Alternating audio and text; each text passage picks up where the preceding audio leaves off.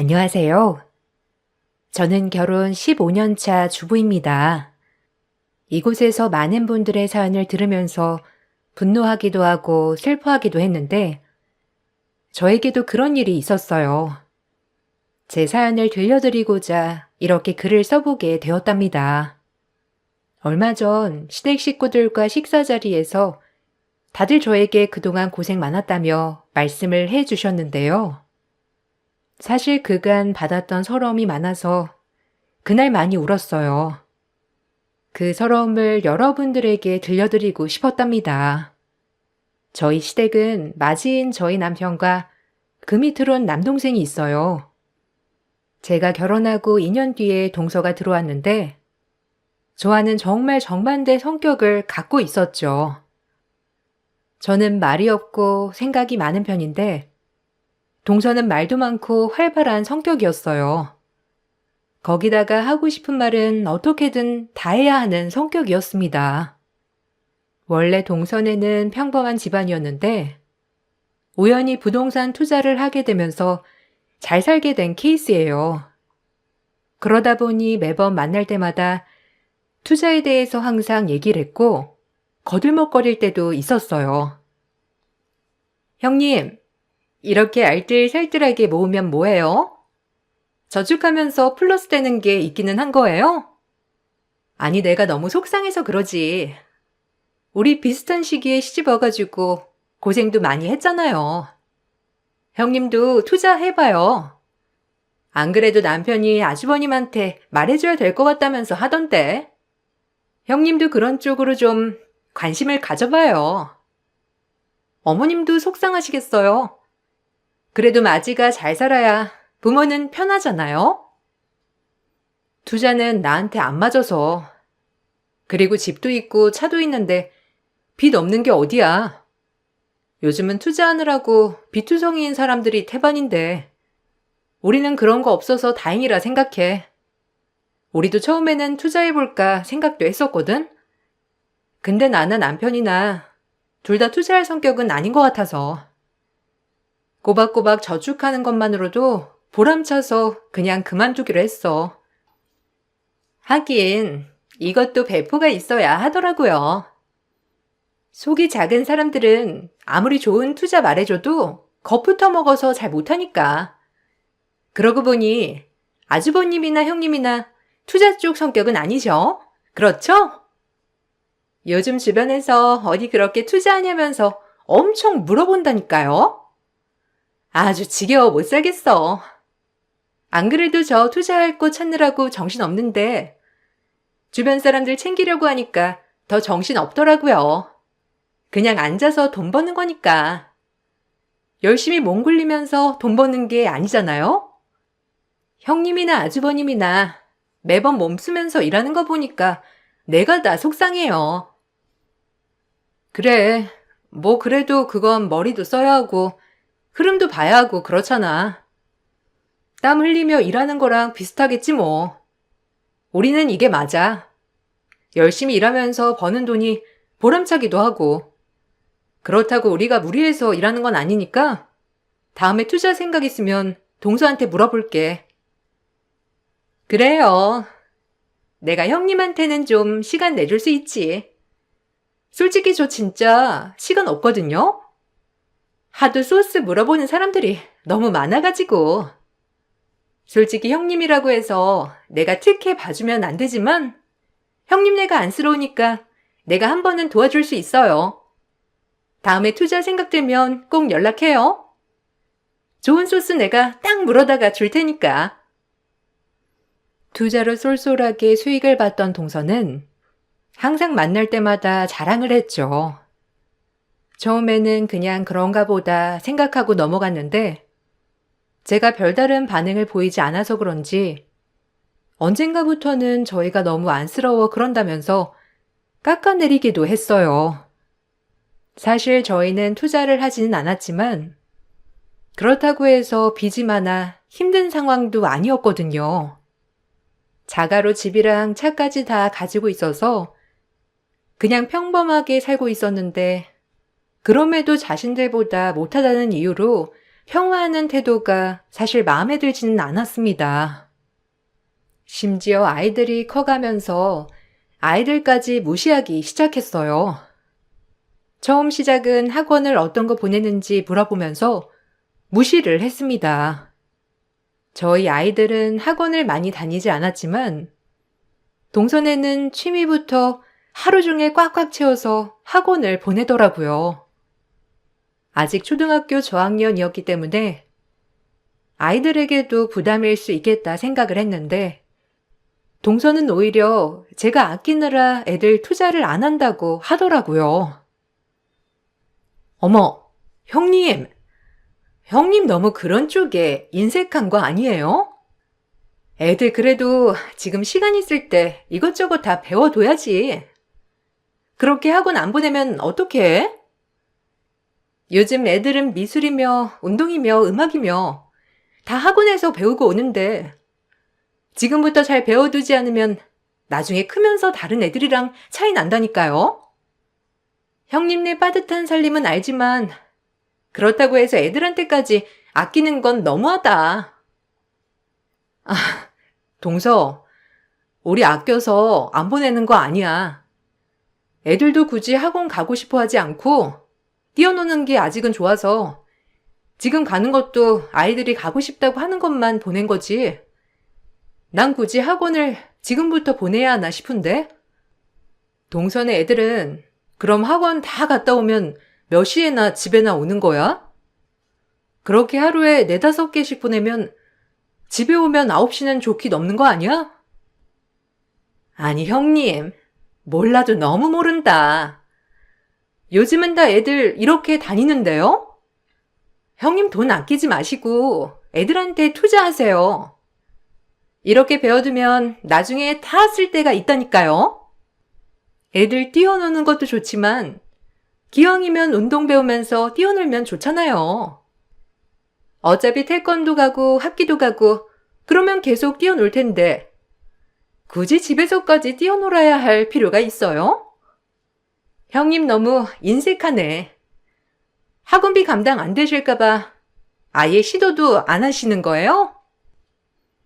아니, 그런 게 아니라 학원비가 감당이 안 돼서라기보단 애들이 별로 원하지 않아서 나도 학기 초에는 학원 이것저것 보내봤는데 애들이 너무 피곤해하고 학교 갈 때도 졸려하고 그래서 다 끊었어. 나중에 애들이 필요하다고 하면 그때 보내주려고. 지금부터 그렇게 애들 힘 뺄 필요가 있나 싶은 생각이 드는데? 동서는 그런 생각 안 해? 동서네 애들 주말에도 학원 가느라 바쁘다며. 다 이런 게 나중에 기반이 돼서 좋은 대학도 가고 그러는 거죠.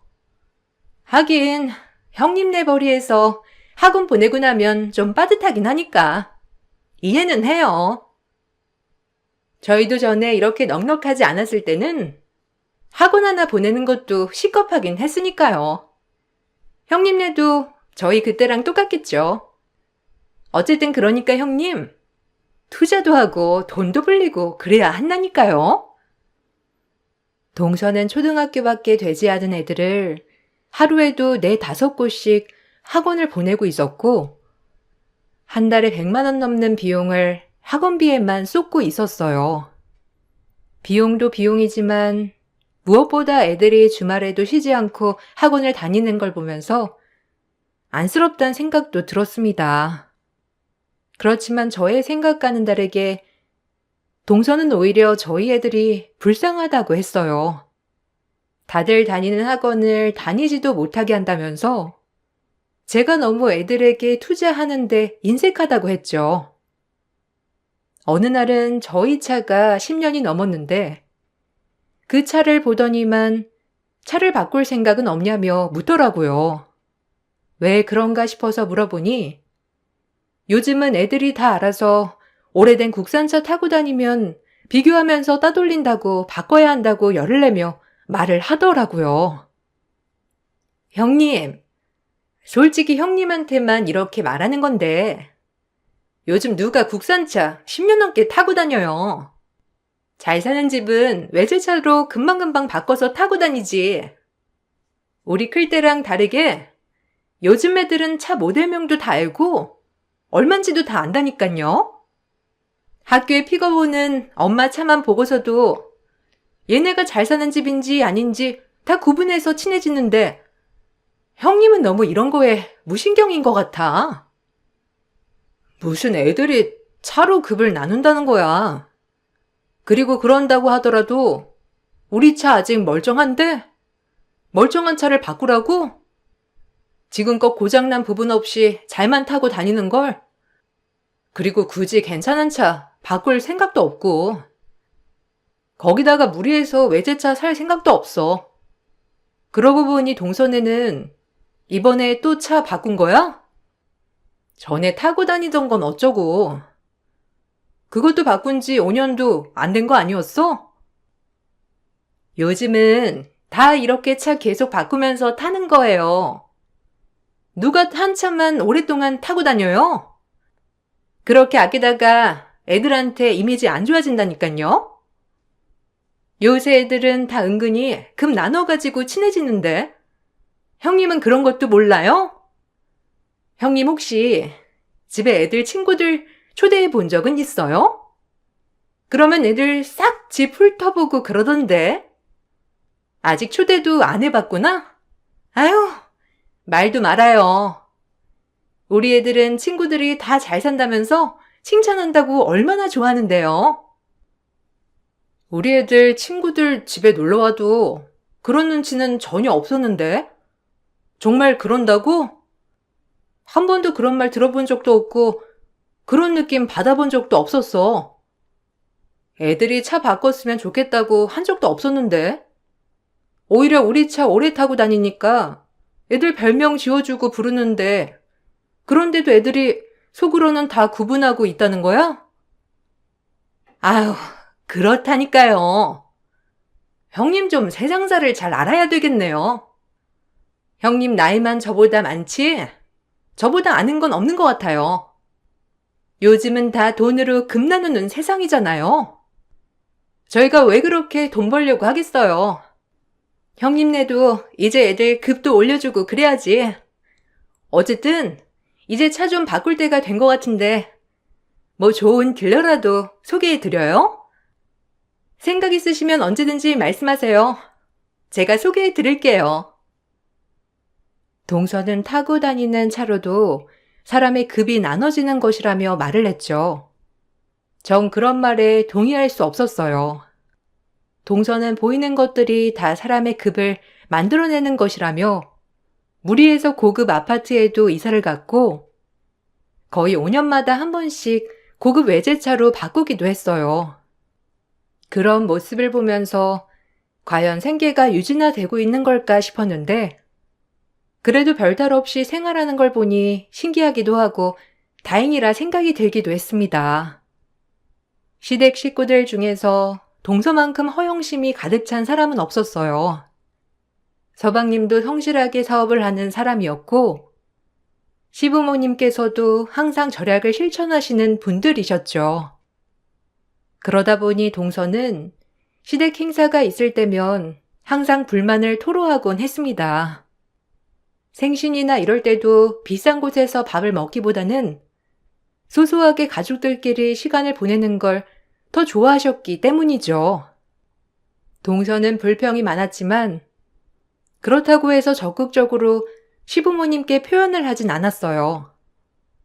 전 10여 년의 세월 동안 저를 이해해 주시고 배려해 주신 시부모님께 감사한 마음이 있었어요. 아이들이 어릴 적에는 제가 일을 하고 있었기 때문에 시부모님께서 아이들을 봐주셨는데 그때 감사함 때문에 이사를 가고 나서 정성을 다해 밥상을 차려냈죠. 시댁 식구들을 모두 부르고 정성을 다한 상차림으로 대접을 했는데 그날 동서가 한 말은 아직도 기억에 남아요. 어머, 아주버님. 우리 아주버님 돈 진짜 많이 버셔야 되겠다. 요즘 누가 이렇게 상 차려요? 그래도 집들이 하신다고 해서 고급 뷔페 이런 거 부르셨나 했는데 누가 이렇게 밥상을 차려가지고 대접하는지. 형님이 얼마나 경제적으로 쪼들리셨으면 이런 거 손수 다 만들어서 내왔겠어요. 아주버님 앞으로 돈 진짜 많이 버셔야 되겠네요. 재수씨, 우리 와이프가 돈이 없어서 손수 차린 게 아니라 어머니 아버지께 감사한 마음으로 정성 다해 드리고 싶어서 손수 차린 겁니다. 이런 게 바로 정성이 들어간 밥상이지.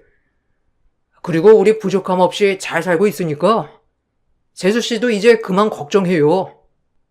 안 그래도 재수씨, 우리 와이프한테 자꾸 돈이 없어서 그러는 것 같던데, 우리가 진짜 돈이 없었으면 어떻게 이 좋은 집에 이사를 올 수 있었겠어요?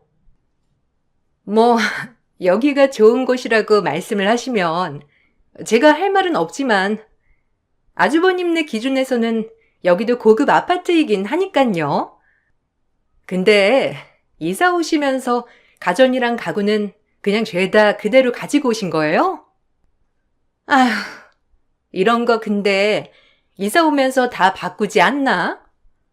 새 걸로 딱 세팅해야 하는데 누가 이렇게 허름한 가구랑 가전 그대로 써요? 내가 정말 속상해가지고. 동서, 이거 가전이랑 가구들 우리 이사 오기 전에 다 새로 구입한 것들이라서 괜찮아. 입주하는 게 미뤄져가지고 전집에서 다 바꿨거든. 어쨌든 오래된 거 아니니까 괜찮지? 속상해하지 말고 얼른 밥 먹어. 우리 이 정도면 정말 만족해. 방도 하나 더 있고 전보다 더 넓고 여기도 빚 없이 자가로 온 거니까 얼마나 좋은지 몰라. 조금씩 우리도 상황이 좋아지고 있다는 뜻이잖아. 아휴, 형님은 해맑으신 건지 아니면 그냥 외면하시는 건지 모르겠네요. 어쨌든 형님 고생 많으셨어요. 이 많은 음식 혼자서 차리시느라 얼마나 뼈 빠지게 고생하실게요. 다음에는 저한테 미리 말이라도 해주시면 제가 싸고 좋은 곳으로 알려드릴게요. 형님네 사정 내가 다 아니까 딱 가성비 좋은 곳으로 제가 소개해 드릴 테니 꼭 연락 저한테 주세요. 동서는 집들이 때 제가 한 음식을 먹으면서도 돈이 없어 그런 거 아니냐며 비아냥을 했죠. 남편은 그 말을 듣고 저보다 더 속상해했고 저 역시나 정성을 다해서 식사 준비를 한 것인데 그런 말을 들으니 기분이 좋진 않았어요. 동서는 제가 하는 모든 일이 마치 돈이 없기 때문에 몸으로 때운다는 식으로 받아들였습니다. 저는 마음을 다해서 하는 행동이었음에도 불구하고 그렇게 받아들이지를 않더라고요. 그 전까지만 하더라도 동서가 그냥 한순간에 돈이 많이 벌게 되니 자부심에 그럴 수 있겠다 생각을 했어요. 근데 어느 순간부터는 저를 미워하는 것 같다 생각이 들 정도로 제 행동 하나하나 경계를 하더라고요. 원래 전 걷는 걸 좋아하는 편이어서 하루에도 1시간은 바빠도 걷는 편이었거든요. 근데 그거 가지고도 동서는 저에 대해서 비아냥대기 시작하더라고요. 시댁 식구들이 모였던 날 지나가는 말로 저에게 살도 안 찌고 몸매가 좋다면서 칭찬을 해주니 동서는 걷는 게 제일 돈이 안 드니 하는 거 아니냐며 말을 꺼냈어요. 아니, 솔직히 그렇잖아요. 걷는 건 그냥 밖에 나가서 걷기만 하면 되니까 제일 돈 안 드는 운동 아니에요? 저는 헬스장 가서 딱 1시간 집중해가지고 운동하는데 형님은 1시간이고 2시간이고 살 빠질 때까지 운동하시잖아요. 아니, 솔직히 말해서 그렇게 운동하면 살 안 빠지는 게 이상하지, 안 그래요? 근데 왜 다들 형님 몸이 좋다고 관리도 잘했다고 하시는지 전 이해가 안 가네요. 그네 몸 봐라. 어딜 가서 저렇게 군살 없이 탄탄한 몸이 어디 있니? 주변에도 물어보니 저 정도면 관리 진짜 잘한 거라고 하더라. 걷는 것도 귀찮은 사람은 잘 걷지도 못해. 그네도 부지런하니까 걸을 수 있는 거지. 아무리 돈 안 드는 운동이면 뭐하니? 운동 시작도 못한 사람들이 대부분인데 그네는 매일 1시간씩 걷는다고 하는데 그 정도면 너무 잘하는 거 아니니? 에이, 어머님. 걷는 건 그냥 기본으로 해야 하는 거고요. 저처럼 헬스하면서 근력 운동도 해야죠. 형님이야 뭐 일도 안 하고 집에만 있으니까 걸을 시간도 많아서 그런 거지. 솔직히 형님은 돈 때문에 걷는 운동 선택한 거고요. 넉넉했으면 굳이 걷는 운동 할 사람 없죠? 근데 형님, 근력 운동도 좀 해야 되겠어요. 어떻게 근육 하나가 없어요? 자고로 여자 몸매는 들어갈 땐 들어가고 탄탄해야지. 아이고, 그네 정도면 몸매 좋은 거지 뭘 그러니? 관리 못하는 사람들도 태반인데 저 정도면 잘하고 있는 거지. 그네도 밖에서 쓰는 돈 허투루 쓰지 않으려고 걷는 운동 하는 거야. 솔직히 헬스 다니려고 하면 그네라고 못 다니겠니? 그냥 계속 하는 운동이 편하니까 그렇게 운동하는 거 아니겠어? 너무 그렇게 말하지 말아라. 동서는 시모가 뭐라고 얘기를 하자 입을 삐죽거리면서 불만을 표시하기도 했어요. 시댁 식구들 중에서 누군가가 제 칭찬을 하면 어떻게든 까내리려고 하는 모습을 볼 때면 내가 뭘 그렇게 잘못해서 그럴까 싶은 생각이 들기도 했습니다. 언젠가는 동서가 집안일을 좀 도와달라고 하면서 저희 부부를 불렀던 적도 있었어요. 가보니까 동서는 계절 옷들을 정리한다면서 집에 있었던 옷들을 다 꺼내놓은 듯 싶었습니다. 안 입는 옷들이라 정리를 할 거라며 저보고 마음에 드는 건 가지고 가라고 하더라고요. 형님, 안 그래도 저번에 형님이랑 같이 정리하려고 했는데 마침 잘 됐네요.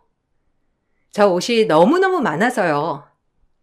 사실 사놓고 입지도 못한 옷들이 많은데 형님 오신 김에 마음에 드시는 거 가지고 가세요. 어차피 버리려고 했던 거라서 저 한철 입으면 다음에는 안 입거든요. 아마 거의 새거나 다름없어요. 형님 저번에 보니까 작년에 입었던 옷 또 입고 오셨던데. 솔직히 그렇게 돌려가면서 입으면 좀 없어 보이잖아요. 가족끼리 있을 때야 그냥 서로 이해하니까 상관없지만 다른 자리에 있어도 그러실까봐 제가 오늘은 제 옷 좀 가져가시라고 불렀어요. 재수씨, 고맙긴 한데 재수씨랑 우리 와이프랑 사이즈가 다르잖아요. 한두 사이즈는 다른데 어떻게 옷을 가지고 가요? 이거 오늘 정리하려고 했던 거였으면 미리 말을 하지 그랬어요. 나랑 와이프는 집 정리하는 거 도와달라는 걸로 알고 왔는데 옷 가지고 가라고 부른 거였으면 안 왔죠. 사이즈 안 맞으니 오늘 꺼낸 옷들은 그냥 다 처분해야 되겠네요. 에이, 아주버님. 형님 입으시는 거 또 모르시네. 형님 그냥 아무거나 잘 입으시잖아요. 그래서 그런가 저번에 가족 모임에서도 오래전에 입었던 옷들 그냥 입고 나오셨던데? 보풀도 많고 전 그런 거 잘 못 봐서요. 아주버님도 옆에서 한번 봐보세요. 형님한테 어울리는 옷 있는지 같이 봐주시면 금방 다 고를 수 있을 것 같은데요?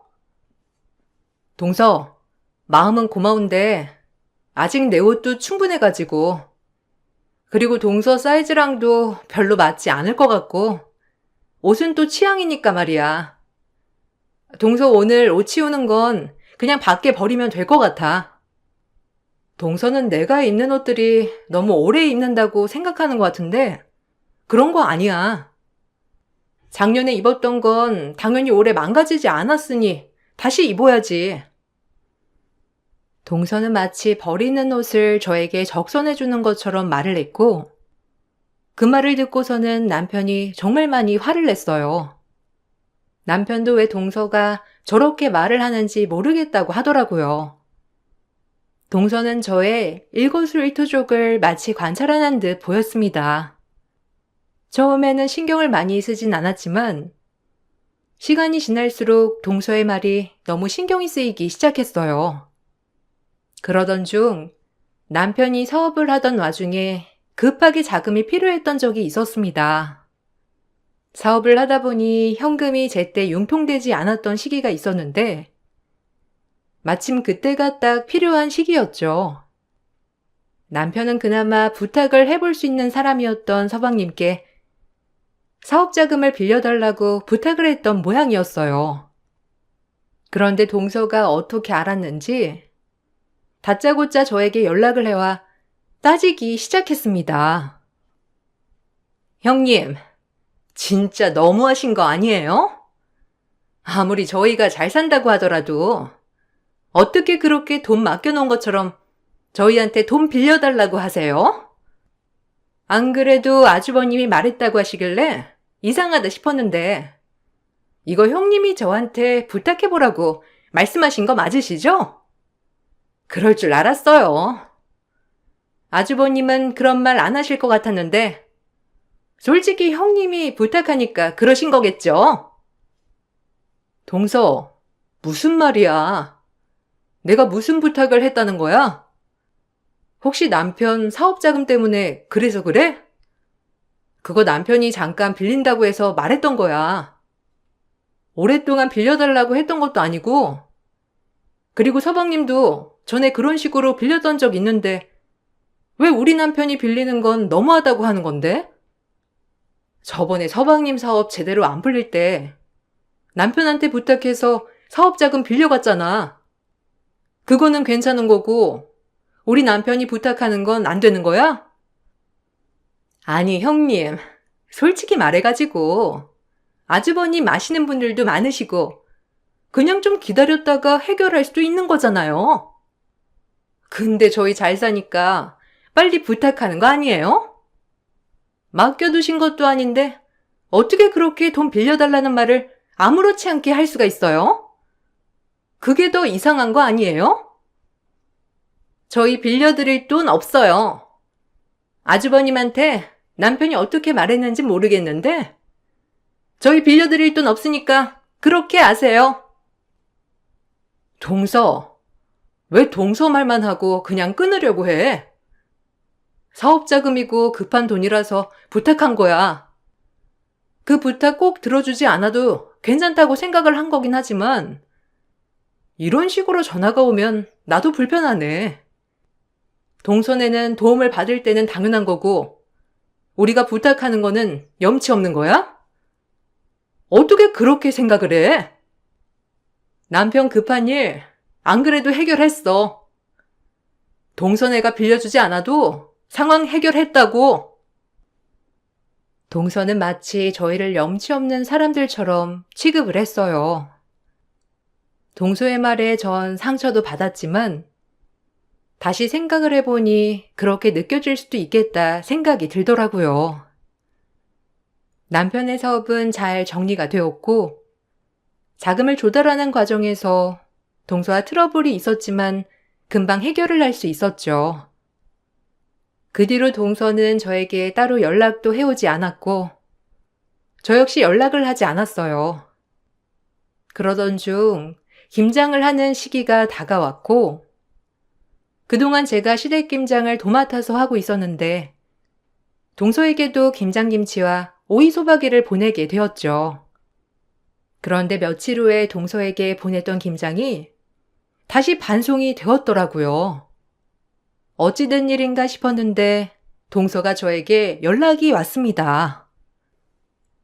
형님, 진짜 어이가 없어서 제가 이러면 돈 빌려줄 줄 알고 그렇게 하신 거예요? 진짜 웃긴다. 아니, 형님 겉으로는 돈에 관심도 없는 것처럼 착한 척은 다 하더니만 속으로는 언제 돈 빌려줄까 그렇게 생각하고 계신 거였어요? 아니, 이럴 거면 아주버님이 돈 빌리셨을 때 솔직하게 말이라도 하셨어야지. 그때는 별말 안 하시다가 갑자기 김치는 왜 보내신 건데요? 동서, 그게 아니라 우리 일은 이미 해결했어. 그리고 김장은 매년 보내줬잖아. 동서 내가 담근 김치 맛있다며. 저번 일로 우리 사이도 많이 어색해진 것 같아가지고 보내준 거야. 먹어보지도 않고 왜 반송했어? 내가 보낸 거 돈 빌려달라고 하는 듯 아니니까 오해하지 마. 이거 다시 보내줄게. 동서한테만 보내는 거 아니고 시댁에도 다 보냈어. 와, 형님 진짜 착한 척 좀 그만하세요. 어떻게 그런 검은 속내를 다 숨기고 그렇게 사시는 거예요? 제가 형님 속내 모를 줄 알고요? 저 다 알아요. 저 형님 같은 사람 얼마나 많이 겪었는데요. 근데 형님, 이렇게 하셔도 저 형님한테 돈 못 빌려드려요. 돈 빌리려고 머리 굴리지 마세요. 형님 다 티 나거든요? 앞으로 형님이랑 웃으며 볼 일은 없을 것 같네요. 동서, 무슨 말을 그렇게 해? 내가 무슨 속내로 동서한테 김치를 보냈다고 하는 거야? 내가 더 어이없어, 지금. 내가 착한 척을 한다고? 내가 동서한테 돈 빌리려고 김치를 보냈다는 거야? 정말 어이가 없어서. 동서 지금 상황 내가 진짜 모를 거라고 생각해? 나만큼 동서네 상황 아는 사람 없거든? 동서나 착각하지 마. 동서는 김치를 반송시키면서 절대로 돈 빌려줄 생각 없다면서 머리 굴리지 말라는 말을 꺼냈습니다. 전 동서의 말을 듣고는 도저히 참을 수 없다고 생각이 들었어요. 그날 이후 그동안 인내하고 참아왔던 일들을 하나둘씩 정리하기 시작했습니다. 먼저 동서네 집 융자 문제부터 정리를 했어요. 사실 서방님은 동서의 압박으로 무리해서 고급 아파트에 입주를 한 상황이었죠. 그렇지만 서방님의 벌이로는 이자도 감당되지 않아 저희 집에 부탁을 했고 제가 그 이자를 지원해주고 있었습니다. 이건 오로지 시부모님과 서방님을 위해서 했던 일이었지만 더 이상은 참을 수 없는 일이 되었어요. 전 서방님에게 더 이상 이자 지원은 없다고 못을 박았고 그 이후 서방님은 감당이 되지 않은지 좁은 집으로 이사를 가야 된다 말을 했던 모양이었어요. 당연히 동서는 난리가 났고 그러면서 그동안 제가 지원을 해줬던 것이 다 드러나게 된 것이죠. 거기다가 서방님은 사업을 할 때 투자자가 저라는 점도 동서에게 밝혔습니다. 저희 집은 대대로 사업가였고 서방님은 저희 집안과 거래를 하던 곳에 사장님이셨어요. 그러다 보니 저희 집에서 투자를 하게 되었는데 그것 또한 철회를 하겠다고 밝혔어요. 그 사실을 듣고서는 동서는 믿지 않았는지 저에게 연락을 해와 그게 사실이냐며 따져 묻기 시작했습니다. 형님, 지금 저 겁주시려고 괜히 그런 말씀 하신 거죠? 저 지금 진짜 황당한 얘기를 들었거든요? 어떻게 저희 신랑 회사에 형님 지분이 있을 수가 있어요? 그게 말이나 돼요? 형님, 저한테 지금까지 한마디 말조차 없으셨잖아요. 그래놓고 갑자기 회사 지분이요? 진짜 어처구니가 없어서. 지금 저 골탕 한번 먹여보려고 일부러 이러시는 거죠? 저 이런 거 진짜 재미없거든요? 골탕을 먹이는 건지 아닌지는 앞으로 두고 보면 알겠지. 내가 그동안 시부모님 좋으신 분들이고 서방님도 내가 결혼하기 전부터 알던 사람이라서 끝까지 참고 참았어. 근데 더 이상은 안 될 것 같네. 동서 골탕 먹이려고 이런 짓까지 하겠어? 애초에 동서가 가지고 있던 것 중에서 내 손이 닿지 않는 게 뭐가 있다고 생각해? 나야말로 동서 이러는 게 정말 어처구니가 없어. 설마 진짜 저희 회사 집은 형님 거라고 하시는 거예요? 아니 그럼 왜 지금까지 아무런 말도 안 하신 건데요? 저한테 충분히 말씀하실 수도 있었는데 한 번도 그런 말 꺼내 보신 적도 없었잖아요. 저 속이고 다들 농락한 거예요? 저한테 말도 안 하고 다 아는 사실인데 저 하는 행동 보고 뒤에서 실컷 비웃으시면서 지내셨던 거냐고요? 그래, 끝까지 자기 중심적으로만 생각하네. 우리가 진짜 동서하는 행동 보고 뒤에서 비웃었으면 지금까지 말도 안 하고 있었겠어? 그리고 애초에 주저없이 가분한 행동한 게 누군데? 지금까지 날 그렇게 무시해놓고서는 왜? 내가 막상 서방님네 회사 지분 제일 많다고 하니까 속였다 생각드니? 아직 끝난 거 아니거든? 지금껏 비웃었던 거 내가 다 갚아줄 거니 각오해. 동서는 마치 제가 작정하고 자신을 속여왔던 것이라 생각을 했지만 사실 저는 그럴 생각은 없었어요. 처음 동서가 결혼을 할 당시 동서네 집안은 넉넉하지 못했었고 서방님께서 혹여라도 마음에 걸리실까 싶어서 저희에게 부탁을 했었던 것이었거든요. 결혼 초창기 동서는 활발하지만 정도는 아는 사람이었는데 부동산으로 돈을 벌고 나자 모든 사람들을 무시하고 기만하기 시작했던 것이었어요. 그렇게 시댁 식구들은 배려를 해줬음에도 불구하고 동서는 자신이 잘난 것만 볼 뿐이었죠.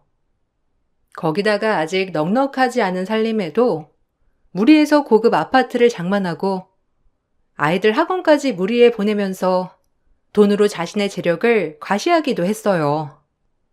그런 모습들을 보면서 서방님도 지쳐갔고 시댁 식구들도 불편함을 느끼고 있었던 상황이었습니다. 전 콧대만 높아지는 동서에게 교훈을 주고 싶었습니다. 그래서 전 그동안 투자를 했던 것들 모두 회수를 했고 결국 서방님네 회사는 위기를 맞게 되었습니다. 어느 누구라도 부러워할 만한 집에서 살고 있었던 동서는 모든 부동산을 처분하고 월세방으로 이사를 가게 되었고 서방님은 사업장을 정리하게 되었어요. 서방님 역시 동서의 허영심 때문에 안 그래도 스트레스를 많이 받고 있었는데 이번 기회로 별거를 시작하게 되었습니다. 그 뒤 동서는 저에게 미안하다며 연락이 왔어요. 형님, 저 진짜 반성 많이 했어요. 제가 제 전 모습을 생각도 못하고 남들 무시하고 그랬던 거 정말 잘못했어요. 근데 형님한테 그러려고 그런 게 아니었고 진심도 아니었어요. 정말 죄송해요. 남편한테 반성한다고 말을 했는데 믿어주지도 않고 애들도 저 피하고 저 진짜 이대로는 못 살아요. 형님이 남편이랑 애들한테 한 번만 잘 말해주시면 안 될까요? 그동안 네 허영심 때문에 고통받았는데 어떻게 마음이 원래대로 돌아갈 수 있겠어? 애초에 맞지도 않은 옷을 네가 억지로 입혔던 거잖아. 그래 놓고서는 남들 까내리고 무시하고 이제 와서 후회하면 뭐가 달라지니? 내가 관여할 수 있는 건 없을 것 같은데? 형님, 정말 죄송해요. 저 진짜 반성 많이 했고 제 주제도 파악했어요. 저 정말 지금은 정신 차렸는데 아무도 믿어주지 않아요. 형님이 말하면 다들 믿어주잖아요. 솔직히 형님께서 시댁에서 신임 얻고 있는 거 저 진짜 부러웠어요. 돈 많으면 다들 좋아할 줄 알았는데 그것도 아니었고 형님을 다 사랑해주니 질투나서 그런 거였어요. 한 번만 용서해주세요. 저 남편이랑 이혼하고 싶지 않아요. 지금도 아이들이랑 다 같이 살고 싶어요. 동서는 뒤늦게 반성을 했지만 그동안의 허영심으로 상처받은 마음들은 쉽게 나아지는 것 같지 않았어요. 한편으로는 다시 잘 살게 되면 동서가 그때의 허영심 넘치는 모습으로 돌아가지 않을까 싶은 마음도 다들 있는 것 같았어요. 그렇게 지금까지도 동선에는 별거를 하고 있습니다. 반성하고 있다는 동서의 마음이 진심일지 아닐지는 본인만 알고 있을 것 같아요. 지금은 매달 월세를 내느라 안 하던 일도 하면서 쪼들리며 살고 있다고 하더라고요. 여러분들은 주변에 티나지 않는 재력가분들이 많으신가요? 아니면 저희 동서처럼 재력을 과시하는 사람들이 많으신가요? 어떤 사람들이 많던지 무엇보다 중요한 건 남을 무시하지 않는 마음이라 생각이 드네요.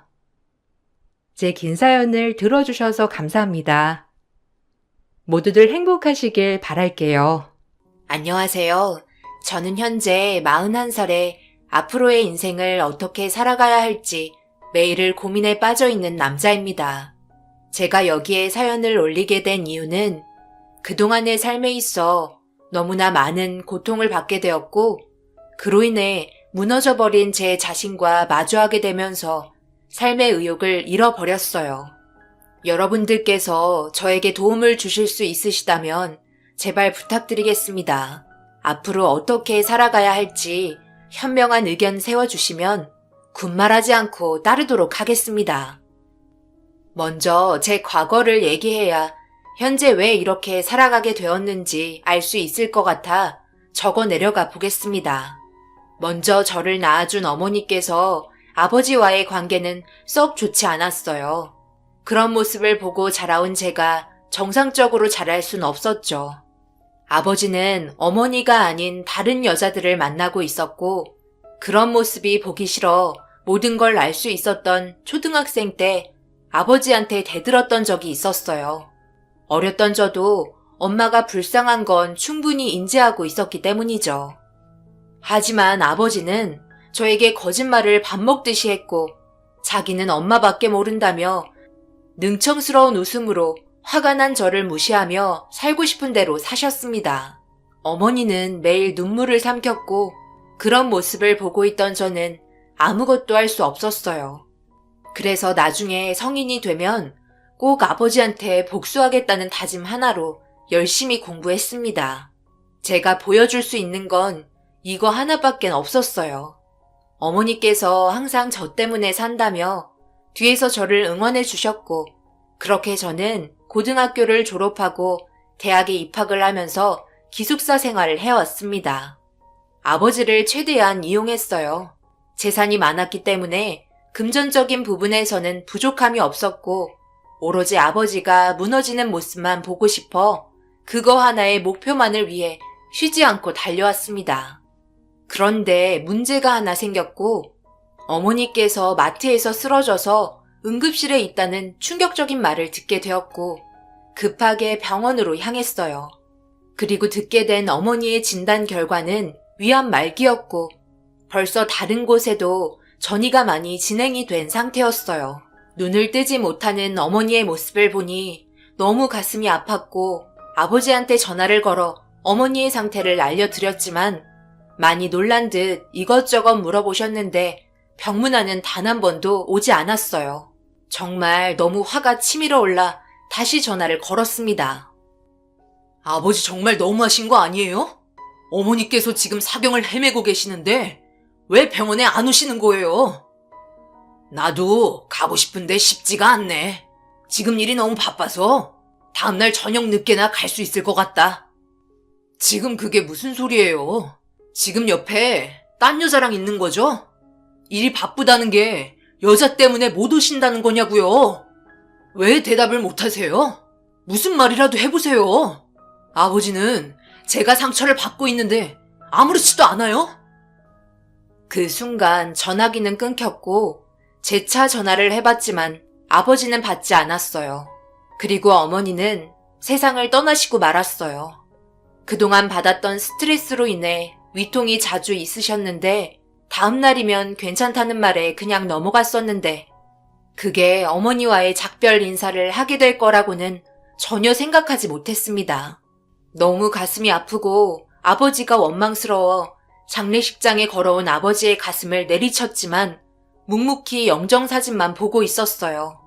눈물 한 방울 흘리지 않던 아버지는 어머니 장례식장에 다른 여자를 데려왔고 생각지도 못한 행동에 사람이 아닌 것 같아 저도 모르게 아버지의 멱살을 잡고 말았습니다. 하지만 제 팔을 뿌리치며 산 사람은 또 다른 행복을 찾아야 하지 않겠냐며 저에게 장례 잘 치르고 돌아오라는 말을 꺼내셨어요. 너무 화가 났고 아버지와의 인연을 끊고 싶었습니다. 그런 충격적인 상황에 아버지가 쓰러지는 모습을 어떤 방식으로든 보고 싶었어요. 하지만 그냥 대학생일 뿐 땡전 한 푼 없는 제가 할 수 있는 건 아무것도 없었습니다. 현실에 있어 부자지간의 차이는 너무나 컸기 때문에 눈물을 머금고 들어가기 싫은 집에 들어가 어머니의 유품을 정리했어요. 그리고 기숙사 생활은 접었습니다. 둘째 어머니라며 데리고 온 사람에게 어머니의 공간을 내어주고 싶지 않았어요. 어디서 어머니 행세를 하시려고 하는 거예요? 여기 있는 물건들 하나도 건들지 마세요. 아시겠어요? 당신이 어떤 사람인지는 안 봐도 뻔하니까 저에게 어머니라는 단어를 듣고 싶다면 꿈 깨시는 게 좋을 거예요. 단 하나라도 물건에 손을 댄다면 절대 용서하지 않을 테니 그런 줄 아세요. 정리해도 제가 해요. 나도 죽은 사람 물건 건드는 거 별로 좋아하지 않는다. 네가 치워준다면야 나야 좋지. 그리고 여기에서 안 살 거야. 너희 아버지가 이 집 처분한다고 그랬어. 좋은 추억도 없는데 뭐하러 가지고 있냐고? 부동산에 헐값에 내놨다던데? 어차피 나랑 새 출발하려고 전부 다 알아보고 계셔. 그러니 네가 상상하는 일들은 절대 일어나지 않을 거니까 너희 어머니 물건 잘 정리해서 너 살 길 잘 헤쳐나가길 바란다. 내 인생 이제 꽃폈는데 벌써 저물긴 이르잖아. 나도 해 좀 받아보며 살아야 하지 않겠어? 내가 있으면 방해되고 신경 쓰일 테니까 쇼핑이나 하러 가야겠다. 두 번째 어머니라고 아버지가 드린 분은 어머니와 정반대의 성격이었어요. 아버지를 쥐락펴락하면서 구워 삼고 있었고 거기에 놀아나고 있었어요. 오로지 아버지의 재산만 탐내는 그런 여자였죠. 정말 한심했고 언젠가는 이 집안도 망할 거라는 생각이 들었어요. 그런 생각이 들게 되니 최대한 빨리 자리 잡아 아예 얼굴 안 보고 사는 게 저에게는 최선의 선택 같았습니다. 그렇게 어머니의 유품을 전부 정리하고 두 번째 어머니의 말대로 아버지가 부동산에 내놓은 집은 금세 처분이 되었어요. 어렸을 적부터 살아왔던 집에 두 번 다시 들어가지 못하는 마음이 너무 쓰렸고 그것에 좋았던 기억들마저 묻어둬야 한다는 게 가슴 아팠습니다. 항상 가정에 충실했고 저 하나만 보고 열심히 살아오셨던 어머니께서 저를 보며 잘 가라고 꼭 성공해서 멋진 삶을 살라고 손짓해주고 있는 것 같았습니다.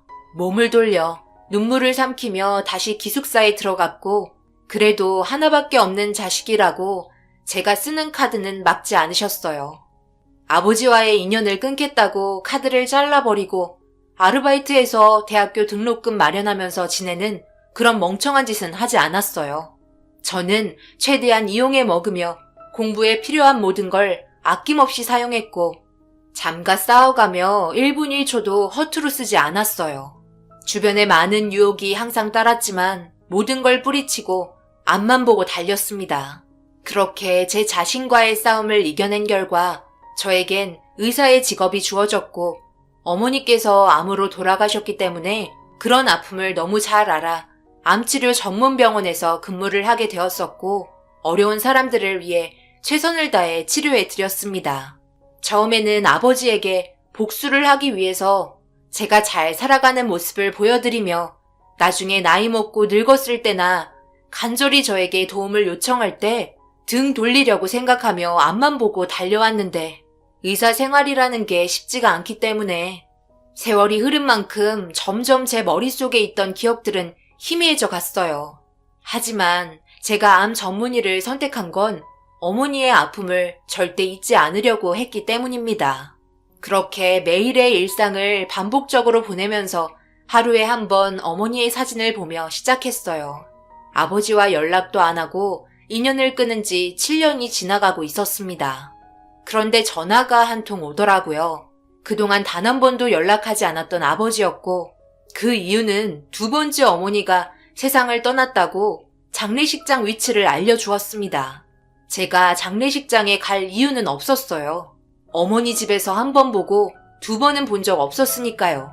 그렇게 아버지와의 7년 만에 나눈 통화는 묵살한 채 제 할 일에만 몰두했습니다. 그 이후 전화는 오지 않았어요. 분명 또 다른 여자를 찾아 함께 살고 있을 것 같다는 생각에 아무런 대화조차 이어나가고 싶지 않았습니다. 그런데 둘째 어머니가 세상을 떠난 지 얼마나 됐다고 누군가 제가 일하는 병원에 찾아왔고 문을 조심스럽게 열고 들어온 사람은 자기가 아버지의 셋째 부인이라고 얼굴 한번 보고 싶어 왔다며 저를 난감하게 만들었어요.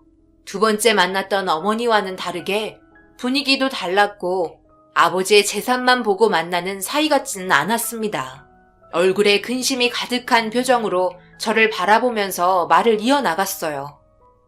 한마디 말도 없이 이렇게 찾아와서 좀 놀랐지? 미안하다. 연락하고 오면 네가 만나주지 않을 것 같아서 그래서 무작정 이렇게 찾아와 봤다. 다른 건 아니고 그래도 너희 아버지와 함께 사는 사람인데 우리 얼굴 한 번은 봐야 하지 않겠니? 두 번은 만나고 싶지 않을 테니 오늘 내가 할 말만 하고 떠나도록 하마. 그러니 불쾌하더라도 조금만 참아주렴. 일단 내가 너에게 궁금한 건 혹시 다시 들어와 같이 살 생각은 전혀 없는 거니? 아무래도 무리겠지? 네? 갑자기 그게 무슨 말이에요? 제가 왜 당신들이랑 같이 살아야 하는지 이유를 전혀 모르겠네요. 인연 끊은 지가 언젠데요. 그렇지. 그럴 거라고 예상하고 있었다. 내가 이런 말 하는 게 선을 넘었다 생각할 수도 있을 텐데 나는 가정에 충실하고 싶고 너희 아버지도 그걸 원하고 계셔. 남자들끼리는 서로 대화도 잘 안 하잖아. 더군다나 아버지라서 더욱더 표현을 못하고 있었던 거야. 나한테는 속마음을 잘 열어놓거든. 너랑 다시 가까워지고 싶다던데? 세월이 흐른 만큼 나이를 먹다 보니 예전의 자신의 과거를 전부 뉘우치고 싶은가 봐. 그러니 잘 생각해보렴. 과거에 너희 아버지가 했던 잘못들 앞으로 살면서 전부 갚아나갈 거라고 대신 말을 전해달래. 그러니 그냥 무시하지 말고 나중에 다시 자리를 만들 수 있으면 그때 다시 얼굴 한번 보자. 지금은 바쁜 시간이지? 이건 내 전화번호야. 명함 한 장 줄 수 있니? 침착하고 조용한 말투에 시선을 회피하지 않고 자신의 말을 정확하게 전달하는 모습에 당황했고 머릿속에서 나와야 하는 말을 제대로 꺼낼 수 없었어요. 아버지가 만나는 사람들은 죄다 돈만 보고 접근한 사람들인 줄 알았는데 전혀 그런 모습은 찾아볼 수 없었습니다. 그리고 정말 자기가 할 말만 하고 가셨는데 그것도 모두가 함께 지내길 원한다는 게 이해할 수 없었어요. 의문만 남긴 채 사라져버린 세 번째 어머니는 더 이상 연락이 오지 않았지만 그때의 만남이 너무 강렬해서 그런지 그분이 제 머릿속에서 떠나지 않았습니다. 어차피 상관없는 사람들인데 저와 마주했던 눈빛은 무언가 사연이 있는 듯 보였고 어느새 시간은 몇 달이나 흘러버렸어요. 그렇게 매일 바쁜 일상에 많이 지쳐있다 보니 회의 시간에 저도 모르게 잠깐 졸아버리는 일이 생겼습니다. 당연히 중요한 회의 시간에 졸았으니 욕을 한 바가지 먹고 있는데 저희 병원에서 일한 지 얼마 되지 않은 김 선생이 제가 욕먹는 모습이 웃겼는지 고개를 돌리며 웃고 있었어요. 너무 어이가 없었지만 제가 잘못한 부분이라 아무 말 하지 않고 그냥 넘어갔습니다. 그런데 저에게 한두 마디 말을 붙이면서 거리를 좁혀오길래 저는 충분한 거리를 두며 경계했어요. 아버지의 행동들이 저에게 각인이 되었고 여자는 무조건 경계의 대상이었거든요. 접근하는 데는 무조건 자신의 이익을 위해서 행동한다고 생각하고 있었습니다. 저랑 친하세요? 여기 병원 온 지 얼마나 됐다고 벌써부터 선배한테 말 편히 하면서 맘먹으려고 하는 거예요. 보자 하니까 정도가 지나쳐서 한 소리 하는 거니 새겨 들으세요. 남들 보는 시선도 많은데 느닷없이 제 팔짱을 왜 껴요? 한 번만 더 선 넘는 행동 하시면 그땐 정말 가만히 있지 않을 겁니다. 여기는 병원이에요. 놀러 오는 것이 아니라고요. 아, 그래서 이 선생님은 그런 걸 알면서 중요한 회의 때 입 벌리고 조르셨어요? 환자의 목숨이 왔다 갔다 하는 판국에 대단하십니다. 그 말을 듣자마자 너무 당황스러워 소리를 질렀고 병원이 시끌벅적해졌어요. 이 병원에 애정을 쏟으며 환자 한 분 한 분 최선을 다해 돌봐드리고 있었고 쉬지 않고 달려오다 보니 잠깐 졸게 된 걸 후배가 비꼬듯이 말을 하길래 생각보다 큰 상처를 받게 되었습니다. 그리고 그때 이후로 회의 때 절대 잠을 잔 적이 없었어요. 정말 특이한 여자가 저희 과로 들어와서 너무 골치가 아파 스트레스를 받기 시작하자 물어보는 말에도 대답을 하지 않게 되더라고요. 태어나서 그런 특이한 여자는 정말 처음 봤고 2번 다시 엮이고 싶지 않았습니다. 하지만 같은 건물에 같은 과여서 출근만 하면 보는 얼굴이라 한숨만 내쉬고 있었어요. 사람을 어찌나 귀찮게 하던지 제가 한도 끝도 없이 화를 내도 이 여자는 항상 그대로였습니다. 그렇게 함께 지낸 지 6개월이 지나자 저도 모르게 서로 농담도 주고받으며 그녀를 보면서 웃음을 띠고 있었어요. 웃는 얼굴에 침 못 뱉는다고 하루도 빠짐없이 저를 바라보며 웃어주는 모습에 조금씩 마음을 열게 되었어요. 그리고 절대 이루어지지 않을 것 같았던 저희 사이는 연인 사이로 발전하게 되었습니다. 사람 일 아무도 모른다고 정말 신기했고 이렇게 될 거라고 생각해 본 적 단 한 번도 없었습니다. 하지만 현실은 연인 사이였죠. 제 인생에 있어서 처음 연애를 하게 된 여자였습니다. 그만큼 애정도 남달랐던 것 같아요. 항상 뭐든 챙겨주고 싶었고 좋은 모습만 보여주려고 노력했습니다. 그렇게 함께 사소한 거에도 싸우지 않고 잘 지내오다 보니 그녀 입에서 먼저 결혼 얘기가 나왔어요. 그리고 그때 진지하게 대화를 이어나갔죠. 제가 그동안 겪었던 가정사에 대해 솔직하게 진실만을 얘기했어요. 과거에 가슴 아팠던 일부터 기분 좋았던 일들까지 전부 꺼내게 되면서 현재의 상황이 어떤지 말해 주었어요. 하지만 전혀 신경 쓰지 않더라고요. 오로지 저와 함께 결혼하고 싶은 생각만 가지고 있었습니다. 정말 고마웠어요. 제 삶에 있어 여자는 없을 줄 알았는데 결혼까지 상상하게 되니 기분이 묘했습니다. 그런데 결혼에 대한 갈등을 하고 있을 때 아주 잠깐 모습을 보이고 거의 1년 다 돼갈 때까지 연락도 없었던 3번째 어머니가 병원을 찾아오셨어요. 그것도 아버지와 함께 오셨습니다. 거의 10년 가까이 얼굴을 본 적 없었던 아버지의 몰골은 말이 아니었어요. 확실한 건 몸이 좋지 않아 보였습니다. 2분이서 저와 그녀가 함께 있는 모습을 보게 되었고 살짝 미소를 띠며 셋째 어머니는 대화를 했으면 좋겠다고 잠시 자리를 만들어 달라길래 시간을 내어 그녀와 함께 카페에 들어갔어요.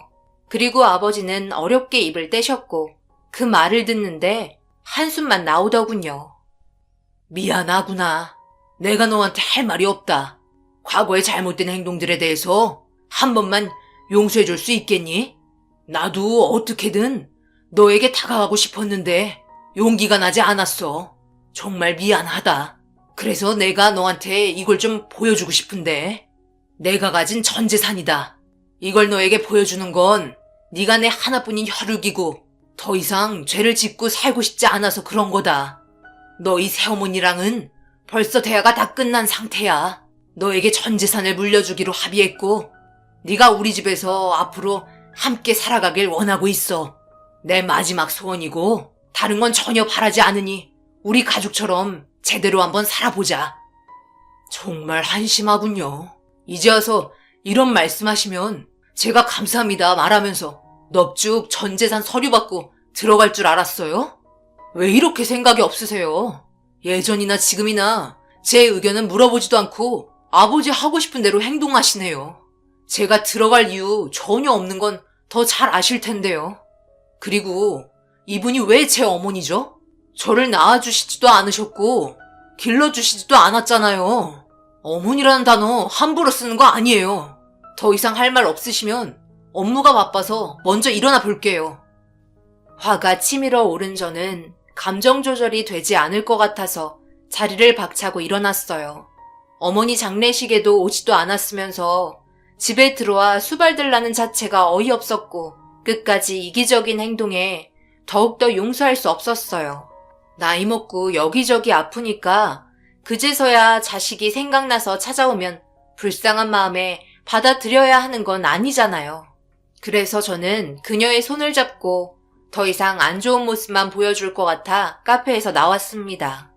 그녀는 그래도 좋은 게 좋은 거라며 안타까운 마음을 내비쳤지만 10년 만에 찾아와 저런 식의 행동은 옳지 않다고 생각했어요. 사람이 살면서 돈이 전부는 아니잖아요. 그리고 무작정 찾아와 전 재산 줄 테니 들어와 같이 살자는 게 도저히 이해되지 않았습니다. 저에게 무언가를 숨기고 있을 거라는 생각만 가득했어요. 그렇게 한동안 그분들의 연락은 오지 않았고 그날 기분이 좋지 않은 상태에서 업무를 끝냈습니다. 그런데 퇴근하려고 주차장에 들어선 순간 집요하게 저를 기다리고 있었던 셋째 어머니께서 밝게 웃으며 다가오시는데 저도 참을 만큼 참은 상태라 너무 화가 치밀어 주차장에서 소리를 지르고 말았습니다. 계속 이런 식으로 나오시면 저도 더 이상은 못 참아요. 경찰에 신고라도 해야 속이 시원하겠어요? 왜 가만히 있는 저를 못 잡아먹어서 안달이세요? 더 이상 얼굴 보고 싶지 않다는데 왜 자꾸 저를 괴롭혀요? 일단 내 말 좀 들어봐라. 너무 부정적으로만 생각하지 말고. 네가 손해볼 건 없잖아. 그럼 전 재산이 나한테 넘어왔으면 좋겠니? 다 너 생각해서 이런 결정한 건데 그냥 좋은 쪽으로 받아들일 순 없는 거야? 저를 얼마나 안다고 그러세요? 그리고 도대체 이렇게까지 하시는 이유가 뭐예요? 제가 들어가길 원한다면 납득되게 설명을 해보세요. 확실히 무언가를 숨기는 듯 보였고 머뭇거리는 게 보였습니다. 저도 기다리는 것도 한계가 있어 몸을 돌려 차가 있는 곳으로 걸음을 옮기니 그제서야 다 설명하겠다며 왜 이렇게까지 하려는 이유를 알려주셨어요. 어쩔 수 없이 자리를 옮겨 카페에서 어렵게 입을 땐 사실은 너무 충격이었고 할 말을 잃게 만들었습니다. 셋째 어머니는 저희 친어머니와 알고 지낸 지 꽤 오래된 친구 사이였어요. 그리고 아버지에게 접근한 이유는 친어머니의 부탁으로 기회를 보다가 접근하게 된 거였고 모든 걸 계획하고 있었습니다. 친어머니는 세상 떠나기 전에 친구분을 만나 아버지에 대한 모든 조사를 끝마치고 접근하려던 찰나 아버지는 예상하지 못한 둘째 어머니를 만들어버렸고 절대 재산이 다른 사람에게 뺏기는 건 안 된다던 친어머니의 말에 개차반 같은 아버지 때문에 제일 친한 친구였던 어머니가 세상을 떠난 분노를 참지 못하고 둘째 어머니와 개인적으로 만나 조용히 떠나길 원했지만 벌써 아버지의 돈맛을 알아버린 둘째 어머니는 셋째 어머니를 무시한 채 흥청망청 돈을 쓰며 살아갔습니다. 하지만 계속되는 압박이 가해지며 정신적인 스트레스를 주자 화가 치밀어 올랐는지 운전을 험하게 하기 시작하면서 그 뒤를 쫓아가던 셋째 어머니를 따돌리려 과격한 운전을 하던 도중 중심을 잡지 못하고 차가 미끄러지면서 전복사고를 당하셨습니다. 그렇게 기회를 잡은 친구분은 아버지의 셋째 어머니가 되셨고 지금까지 계속해서 접근하는 다른 여자들을 내치고 있었어요. 하지만 나이가 먹을수록 약해지고 있는 자신의 몸을 보며 불안해지기 시작하면서 저에게 찾아오게 되었던 거죠. 아버지는 그동안 자신의 몸 상태에 대해선 전혀 신경을 쓰지 않고 유흥 쪽에 빠져 살다가 결국 대장암에 걸리셨고 충분히 치료를 받을 수 있는 기간이 있었지만 회사 운영권마저 뺏긴 상태에서 의욕이 없어진 만큼 더욱더 심하게 행동하셨어요. 그러다 결국 쓰러지게 되었고 세상을 떠날 날이 얼마 남지 않다고 느낀 건지 자신의 삶에 후회를 하면서 저를 찾기 시작했다고 하더라고요. 오로지 친구의 한을 풀어주기 위해 자신의 인생을 바치고 있던 셋째 어머니의 모습이 너무 충격적이었고 제 손을 잡으며 제발 집으로 들어와 달라는 부탁을 간절히 하셨습니다. 이런 복잡한 가정사에 자라온 저는 결국 다시 그곳으로 들어가게 되었어요. 아버지는 저희 병원에서 치료를 받기 시작했고 말기는 아니라서 어느 정도의 희망을 가지고 있었습니다. 저와 만남을 유지하고 있던 그녀가 대장암 전문이라 많은 정성을 쏟으며 관리를 해주었고 꼭 이렇게 해야 하는 게 맞는 건가 생각했지만 셋째 어머니는 세상이 알아서 데려갈 거라며 조급하게 생각하지 말라고 저는 그냥 그 자리에서만 있으면 된다며 복잡한 감정을 잡아주셨습니다. 모든 판단을 냉정하고 지혜롭게 헤쳐나가셨던 셋째 어머니는 병원과 집을 왔다 갔다 하는 아버지를 사람을 붙여 매일 뒷조사를 하셨어요. 저는 그런 모습을 뒤에서 지켜보고만 있었습니다. 친어머니와 셋째 어머니의 관계는 제가 알지 못한 끈끈한 우정이 있었던 것 같아요. 이렇게까지 계획하시고 행동하실 거라곤 전혀 생각하지 못했으니까요. 그냥 아무렇지도 않은 듯 저희 셋은 한 집에서 같이 지내며 별 문제 없이 살아가고 있었습니다. 각자의 할 일을 하면서 말이죠. 아버지는 남은 인생 알차게 쓰고 싶으셨는지 밖으로 돌아다니는 일이 많았고 셋째 어머니는 그런 아버지를 뒤에서 끊임없이 조사하며 항상 저에게 친어머니의 좋은 말만 해주셨어요. 학창 시절부터 함께 지내온 많은 추억들을 공유해 주셨어요. 그런 삶의 얘기를 들으며 저는 저 나름대로 열심히 병원에서 아픈 사람들을 위해 업무에 충실했습니다. 그리고 저와 결혼을 하고 싶다던 그녀도 자신의 위치에서 열심히 살아갔어요. 퇴근하는 날 저녁도 같이 먹으면서 좋은 관계를 꾸준하게 이어가고 있었습니다. 그렇게 살다 보니 그녀와 가정을 꾸리고 싶고 안정적인 삶을 살고 싶었어요.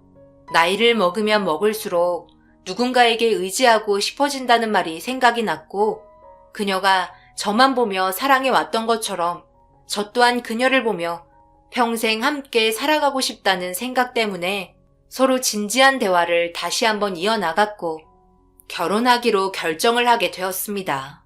그렇게 양가 집안 한자리에 모여 상견례를 하게 되면서 좋은 분위기가 이루어지고 있었어요. 아버지와 셋째 어머니를 모시고 상견례 장소에 먼저 도착했을 때 알 수 없는 묘한 감정과 함께 친어머니가 생각이 났어요. 이 자리에 함께 했다면 정말 좋았을 텐데 어머니에 대한 그리움은 세월이 지나도 여전했습니다. 그녀의 집안은 저희 집안에 비해 잘 사는 형편은 아니었어요. 딸 하나 바라보며 의사 만들겠다고 있는 돈 없는 돈 끌어모아 힘들게 살아왔었죠. 앞으로 저와 함께 살면서 처가댁에 많은 도움을 줘야겠다 생각하며 상견례 자리는 점점 분위기가 무르익었습니다. 그런데 그녀의 표정이 점점 좋아지지 않았어요. 식은땀을 흘리며 화장실에 자주 왔다 갔다 거리더라고요. 무슨 문제가 있는 것 같아 왜 그러냐고 물어봤지만 제대로 대답을 해주지 않았습니다. 그런데 그 순간 셋째 어머니의 말에 온 집안이 경악을 하고 말았고 저도 모르게 그 자리에서 일어나게 되었어요. 김 선생, 참기 힘들지? 한심하다 한심해. 돈이 그렇게 좋아? 왜 이렇게 생각 없는 짓을 해서 사람 힘들게 하는 거야? 현일이한테 넘어가는 돈이 그렇게 탐났어? 아니면 나를 차버리고 네가 이 자리를 꿰차고 싶었던 거야? 우리 남편이 너한테 전 재산을 주겠다고 사탕 발림했니? 꼴이 그게 뭐야? 입덧을 숨기는 게 쉬운 건 아닌데 말이야. 네? 갑자기 이게 무슨 말이에요? 김 선생이 임신이라뇨? 저 아무 일도 없었는데요? 제가 모르는 뭔가가 있는 거예요? 당신이 말 좀 해봐요. 고개 떨구고 있지 말고. 세상 떠날 날이 얼마나 남았다고. 아직까지 개벌은 못 버리고 이렇게 살면 마음 편해요. 그 성격 뜯어 고치라니까. 아들 보기 부끄럽지도 않냐고요. 제가 항상 뒷조사하는 거 잘 알고 있으면서 김 선생이랑 둘이 몰래 만나고 있었어요. 김 선생도 참 한심하네. 의사면 앞으로 돈 많이 벌 수 있잖아. 그런데 언제 죽을지도 모르는 늪다리 영감 뭐가 좋다고 씨를 만들어버린 거야? 너는 결국 이 사람 사탕 발림에 당하고 마른 거야. 정말 충격이었습니다. 그녀가 대장암 담당이었기 때문에 아버지의 몸 상태를 봐주고 있었는데 제가 모르는 두 사람의 관계가 상당히 깊게 발전해 있었고 아버지는 전혀 달라지지 않았어요. 이런 사실이 밝혀지면서 양가 집안 난리가 나기 시작했어요. 아버지는 고개를 떨구고 아무 말 하지 않았고 그녀는 아버지의 자식까지 있는 상태라 모든 재산권은 자기한테 있다며 난리치기 시작했어요. 법적으로 아무런 증거도 없는 상태에서 밝혀졌기 때문에 그녀가 할 수 있는 방법은 없었습니다. 뭐라고 말 좀 해보라며 그녀는 아버지에게 화를 내고 있었고 그 순간 배를 움켜쥐며 고통스러운 듯 쓰러진 아버지는 병원으로 실려갔습니다. 많이 약해진 몸 상태에서 꽤나 큰 충격을 받았는지 깨어나지 못하고 계셨어요. 그런데 아무런 대책도 없이 아버지는 쇼크가 오게 되면서 세상을 떠나게 되었고 그녀는 장례식장에 찾아와 자기를 거둬달라며 애원하고 있었습니다. 모든 건 세상을 떠난 아버지 탓이라며 자신은 전혀 잘못이 없다고 부정하고 있었어요. 두려웠던 거겠죠. 임신한 몸 상태에서 의사 생활까지 타격을 입으니 가정 형편이 어려워진 자기 집안이 너무 훤히 보였으니까요. 내가 처음부터 이럴 생각은 없었다고. 정말이야. 날 믿어줘. 아버님 몸 상태를 매일 관리해주고 있었는데 자신한테 있는 재산을 전부 나한테 주고 싶다고 갑자기 말을 하길래 너무 놀라서 아버님의 말을 계속 듣게 되었고 아버님은 세상 떠나기 전에 손자 하나 더 보고 싶다며 그 재산 전부를 태어나는 손자에게 상속해 주겠다고 서류를 준비해 준다고 하셨어. 찢어지게 가난한 우리 집안에게 엄청난 금액의 재산이 넘어온다고 생각하니까 나도 모르게 정신이 어떻게 됐었나 봐. 정말 미안해. 내 뱃속에 있는 아이는 그래도 당신 집안 핏줄이잖아. 제발 나를 버리지 마. 부탁이야. 그 순간 셋째 어머니께서 그녀의 얼굴에 손찌검을 하기 시작했고 더럽다며 당장 사라지라고 화를 내기 시작했어요. 그리고 저에게 건네준 서류 한 장에는 아버지의 도장이 찍힌 모든 상속 문제에 대한 재산권 위임 서류였습니다. 아버지가 세상 떠나기 전에 받아두었었고 모든 상황을 대비해 준비한 상태였어요. 분명 아버지도 생각은 있으셨을 거예요. 그녀에게 제안을 한 순간 다른 계획을 준비하셨겠지만 돌발 상황으로 인해 밝혀진 진실에 쇼크를 받으면서 아무런 대책 마련 없이 세상을 떠나게 되면서 그녀는 나락으로 떨어지게 되었죠. 엄청난 문제가 일어날 뻔했지만 하늘이 도왔는지 최악의 상황이 다가오지는 않았습니다. 결국 그녀는 임신한 몸 상태 때문에 병원 생활을 당분간 할 수 없었고 저는 다른 병원으로 이직해 새롭게 다시 시작했어요. 그녀와의 연락 자체를 끊어버리고 싶었어요. 그리고 셋째 어머니는 자기의 삶을 살고 싶다며 그동안 제대로 하지 못한 여행을 하고 싶다고 떠나셨습니다. 간간히 연락 오며 잘 지내냐고 물어보시는 말에 어머니라고 단 한 번도 말한 적 없었는데 처음으로 어머니 감사하다며 속으로만 생각했던 말을 꺼내게 되었어요. 어머니는 수화기에서 눈물을 흘리시는 소리가 들렸고 나중에 밥이나 함께 하자고 얘기하신 후 더 이상 연락은 없었습니다. 지금 현재 저는 잘 살고 있지만 이 모든 게 복수인지는 잘 모르겠어요. 그녀의 뱃속에 있는 아이가 문득문득 생각나기 때문이죠. 아버지의 뱀 같은 말에 속아 돈 때문에 한순간 돌이킬 수 없는 결정을 한 게 참으로 안타깝습니다. 자신이 저지른 행동에 대해 평생 후회하며 잘 살았으면 좋겠어요. 앞서 말씀드렸듯이 아직도 저는 정신적인 충격에 완전히 벗어나지 못했어요. 그래서 앞으로 어떻게 살아가야 할지 인생 선배님들의 의견을 들어보고 싶습니다. 부디 그냥 지나치지 마시고 한마디라도 꼭 부탁드리겠습니다. 그리고 그동안 뒤에서 저 모르게 힘드셨을 세 번째 어머니께 다시 한번 감사하다는 말을 끝으로 이 글을 마무리 짓겠습니다. 여러분들께서도 오늘 하루 행복하시고 좋은 날 가득하시길 바랄게요. 감사합니다.